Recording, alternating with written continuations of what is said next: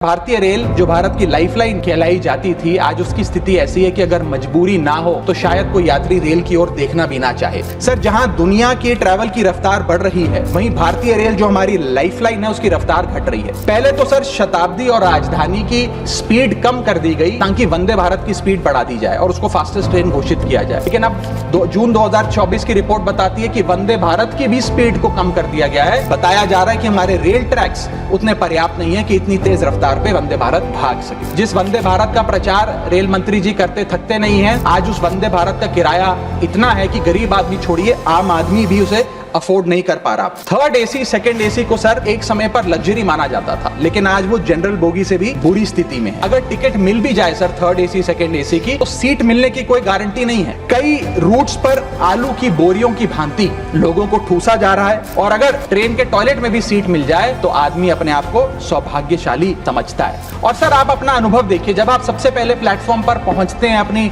Train में चढ़ने के लिए, तो आपको चारों तरफ सिर्फ गंदगी ही गंदगी नजर आती है। और हालात यह है कि लोग मजबूर हैं प्लेटफॉर्म पर अखबार बिछाकर सोने के लिए। यहां तक कि सर आज जब इस ठंड के मौसम में एक यात्री एक लंबा सफर तय करता है ट्रेन में और सोचता है कि थोड़ा आराम कर लूं, कंबल चादर खोल के ओढ़ने का प्रयास करता है, तो उस कंबल चादर से इतनी बदबू आती है, इतनी दुर्गंध आती है, और उसके जवाब में रेल मंत्री और रेल मंत्रालय बताता है कि हम महीने में एक बार कंबल धोते हैं। सर, महाकुंभ को लेकर कई आयोजन बड़े बड़े किए गए और कहा गया कि भारतीय रेल बड़ी सक्रिय होकर महाकुंभ का आयोजन कर रही है। मैं बताना चाहूंगा कि प्रयागराज का रेलवे स्टेशन और आसपास के कई रेलवे स्टेशन को बंद करना पड़ा क्योंकि सरकार क्राउड मैनेजमेंट नहीं कर पाई। 2020 में सरकार ने बुजुर्गों को मिलने वाली रेल टिकट पर जो सब्सिडी थी वो बंद कर दी, जिसके चलते सरकार ने काफी ढोल बजाकर कहा कि वित्तीय वर्ष 22-23 में उन्होंने 2242 करोड़ पैसे 150 मिलियन सीनियर सिटीजन से वसूल किए हैं। अब बताइए सर, क्या हम अपने बड़े बुजुर्गों की हड्डियां निचोड़कर भी पैसा वसूलेंगे? सर, पहले सुरक्षित यात्रा की गारंटी हुआ करती थी, आज कोई गारंटी नहीं। रेल मंत्री कहते हैं हमने कवच सिस्टम नाम का एक नया सिस्टम लागू किया है, जिससे अब रेल दुर्घटनाएं